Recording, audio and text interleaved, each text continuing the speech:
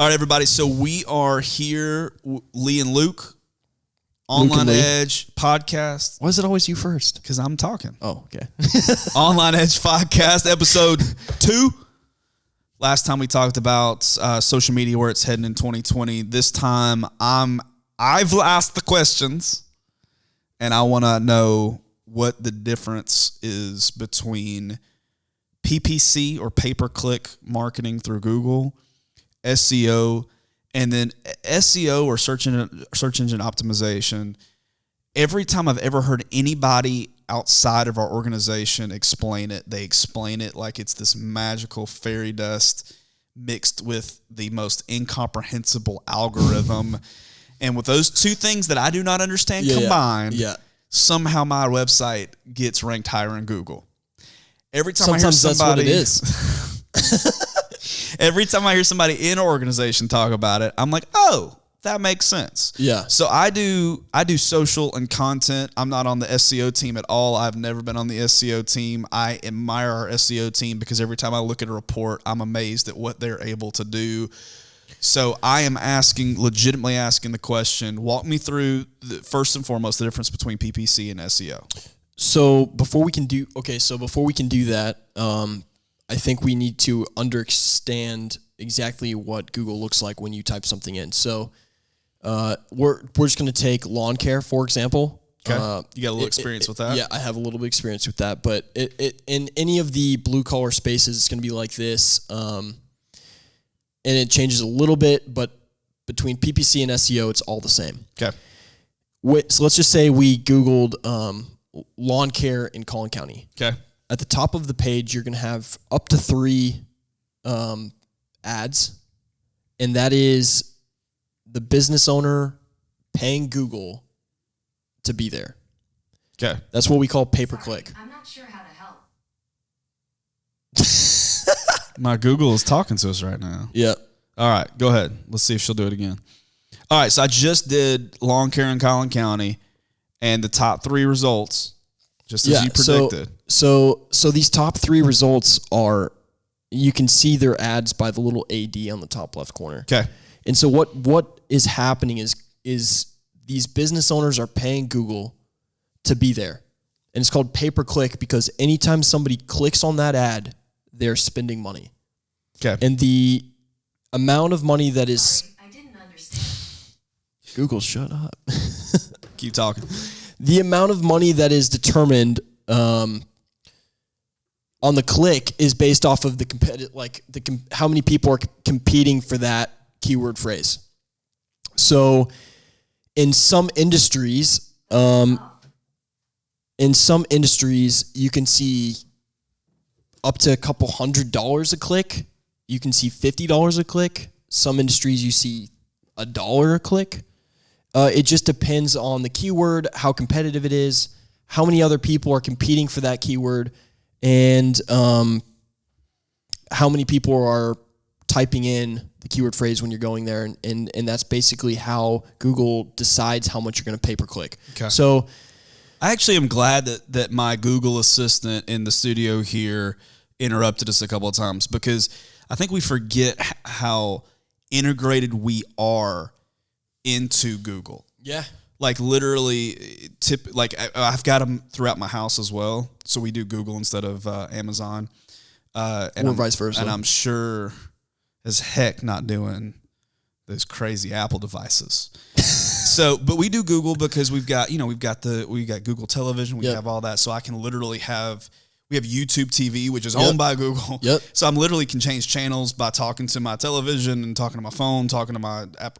And it's funny because when a Google commercial comes on and they say that phrase, I just muted mine. It'll make everything go start crazy. Picking up stuff in my house. So, but we use it more often than we think we do. Yep. We rely on it more than we think we do. We're so integrated into it that even in the studio, we just got interrupted by it. Yep. As we were talking about it. And so this is something that we as business owners got to stay on top of, and business owners have a lot of questions about this, and so we need to be able to make sense out of this space because it's not just magic. There are things that we can do to be more effective in this space. Definitely, 100%. And so we have ads at the top. The top three spots are ads. Okay. Then we have the map section. Yep. Right? And that is anybody that has a physical address in that area that you searched. Okay. So Lawn Care McKinney, Lawn Care Frisco, the people that have physical addresses, I'm not talking about P.O. boxes, I'm talking about physical addresses where you can show up and do business. They're going to show up in that section. Okay. I'm looking at them right now. That's called Google My Business. Okay. And there's a couple of things that are factors in how you get ranked there.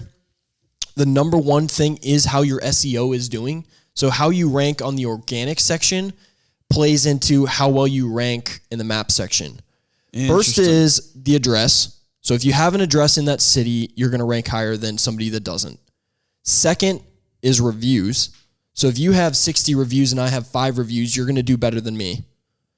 Third is the SEO portion. So if you have better SEO and you're on in the first 3 to 10 positions more than I am, you're going to show up in that more than I will. Okay. The only other thing that is different that's typically the way that it is for most businesses. Now, in some blue collar spaces, there's a thing called Google Guarantee, and that's also a pay to play space. So basically it's Google doing a background check and a few other things on the business, and it's actually it's not on this web search, but typically it would be up here on the top. Even higher than the ads, but it's also a pay to play space. You can't be shown there unless you're spending money with Google to basically be there. So it's just another way of Google's taking your money. But the thought process behind that is that Google's not wanting to start promoting businesses that are no longer open, that don't have.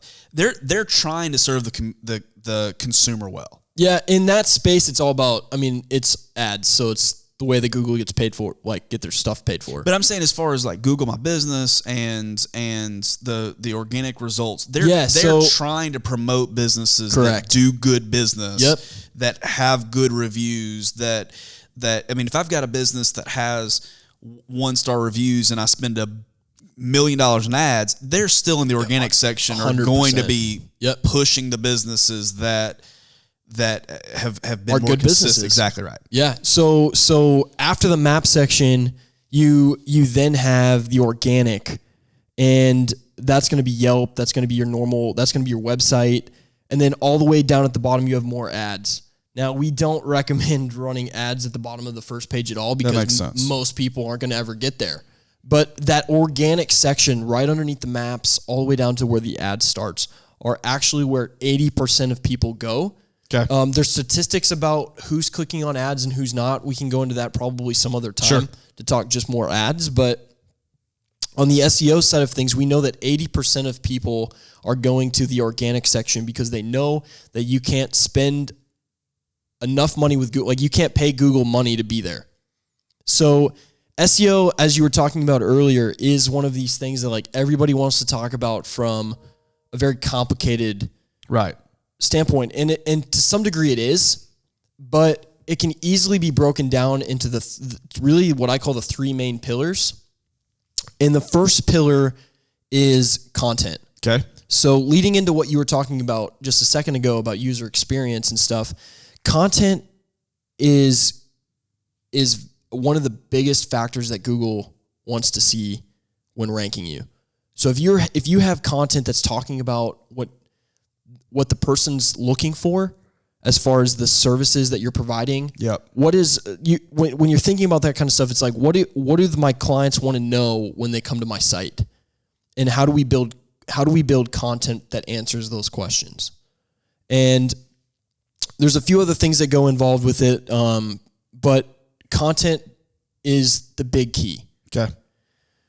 The second thing that Google wants to see leading hand in hand with the content is user experience. Meaning that when somebody lands on that page, are they getting value out of what you have there? Are they getting the answers or are they not? Gotcha. And is it good quality content? And so Google's looking at all of those all of the numbers Because if on you're the back end. if you're jumping on there and you're not finding what you're looking for right away, and you you're jump bouncing off. immediately off, then Google sees that and is basically saying, "Oh, this website might not be actually worth visiting." They're tracking every single thing that people Gotcha. do when they hit that site. Okay. So How if many, you hit that how many site, pages they go to, if they watch a video, how long they're on the site in Gotcha. total. So the longer somebody's on the site, the more pages they view. If they leave that site and go back to the search engine and do a whole new search, Google looks at that and goes, "Okay, check. That person found what they were looking for," and they give you they give you a ding, like, "Good job." Versus if it's the other way around, somebody lands on the site and they immediately bounce back out. They're like, "Oop, nope, that's not what I wanted," and then they go to another site. Okay. Maybe Google's they looking stayed at that and longer going, on there. Exactly. And then they leave Gotcha. that site and go do a new search. Google's going to say, "Oh, well, the second site answered their question." Gotcha. And so Google's looking at all of the algorithms, or they're looking at all the statistics behind the And user. those are getting fed into and the that's what's algorithm. getting put into Got the it. algorithm. So the overall size of the site, sites that are larger are always going to win. That makes Right? sense. So a lot of times we come into some of these situations and there's these conglomerates, like there's these massive websites. And those are really what we're competing with in a lot of these situations is these big sites, because they have more content. They have more ability for people to go there and read all of this different information and stuff. And so they win the statistics behind how long somebody's on the site, how many pages they view, all of that kind of stuff. So a site that has 100 pages is going to win on a site that has 1 page. Okay. And then on top of all of that, you have the stuff that people like to, where they usually lose people, is where they start talking about site load speeds. There's just so many other little nuances that go into SEO, but they lose people there. The big three kings in SEO is content, user experience, and total size of the site. Okay, so my next question is, you just said something. You said a site that maybe has 1 page versus a site that has 100. Site that has 100 pages sounds pretty intimidating. Yeah. And there's sites out there that we have that have many more than 100 pages. Yeah. So a lot of our pricing is based off of how much work we have to go into. So if we're competing with sites that are massive and they're the ones that are dominating the first page, then that's where some of our pricing is a little bit more expensive for those people, because those markets are going to be harder to penetrate. Okay. So we don't have, you see a lot of these people that are like, "Oh, we're going to put you in a box," right? Like, here's our pricing. And we do have upfront pricing that we disclose on the website, and you can go take a look at that. But every client or potential client is case by case basis. And we never ask the question, "What can you afford?" We want to know, how do we get you to the first page, and how are we successful with you? That's what we're worried about, not what can you afford, because if we promise you one thing and we can't produce the result, then it doesn't make any sense. Well, and that can go both ways. So what can you afford may be like, okay, Sure. they can afford this, so that's all they can afford. So we're just going to offer them a smaller package that meets that, but it's really not going to help them in the long run. Or it might be, Definitely. holy heck, they got a huge budget. We're going to build them way more than we need. Definitely. Maybe way more than they need because they can afford it. And that's not the approach that we take. In those situations, I actually had this last week where a client was like, "Hey, I have X amount of money that we're going to be ready to spend next year. What do we do with that?" And I said, "I have no idea." It doesn't matter. It's not about how much can we spend. It's about how many clients do you need to come in the door, and how much money do we need to spend to make that happen. But just because you have a budget of X doesn't mean that we need to spend it all. There you go. Like it's all about how many clients do you need to walk in the door to make this profitable, and how do we go after that? And then if we have extra money in the back end, then put that in your pocket. Like, it's not about how much can we spend here. It's how much can we spend to win the most clients to be profitable and win at the end of the day. So when we start talking about sites of 100 pages or 2,000 pages or 20,000 pages in some situations, we're not talking about, we're suggesting that clients go out there and start writing building pages. No, 20,000 worth of pages. That's what our SEO team does. Exactly. And a lot of times we see that sites with 200 pages compete with sites with 2,000 pages because our content's better. Okay. I have 2 more questions for you. Hit me. What should people think about what should they consider when they're hiring an SEO company? Okay, great question. Hang on. I have a second question. You can okay. answer both of them. Okay. You're never going to see this coming. What are black hat tactics and white hat tactics when it comes to SEO? Okay, great question. And it kind of falls right into line with, I'm just going to tie them together. And so white hat SEO is following everything Google has put out. Everything that happens with SEO is put out in a guideline by Google. Okay. And all the search engines have their own standards of what they look for to rank a company. Okay. Or a business or whatever it is. And so black hat is cheating the system. Trying to find loopholes. How do I get up there quicker? What is the thing that's going to put me on the first page without having to go through all the work, basically. Now, you hear all these people get all like up in a fuss and everybody's worried about algorithm changes and stuff like that. We don't. We love algorithm changes, actually, because it takes all of the people that are cheating the system in the black hat tactics and it takes them off of the first page, and all of our clients that are working hard, putting in the time, writing good content, go up to the first page. So I may have found a loophole, worked really hard, 6 months. It's just been amazing. And then all of a sudden everything disappears. And overnight. we call that Google purgatory, because Google puts you on the kiss of death, which is what we call page 4. Wow. And you don't know how long it's going to be until you get out of that. So the question should not be, which one of you should I hire because you're doing something that the other one's not? The question should be, who do I see building the long-term relationship with? Who is going to become the marketing arm of my business that I can call at any time to get a question answered or to get something updated or whatever that may be? Who is that person? Who do I see myself working with long-term instead of who's going to get me there faster? Because you will get caught. It's not a matter of if, it's a matter of when. If you're doing something in a black hat territory, and it will cost you in the long term. So hire a company that is doing everything on the up and up, and ask yourself at the end of the day, who do I see myself working with long term? Who's in my boat to help me win? That's a really good question. All right, so we can end it with that. Those are great questions to ask when you're looking for a long-term business partner to help you succeed.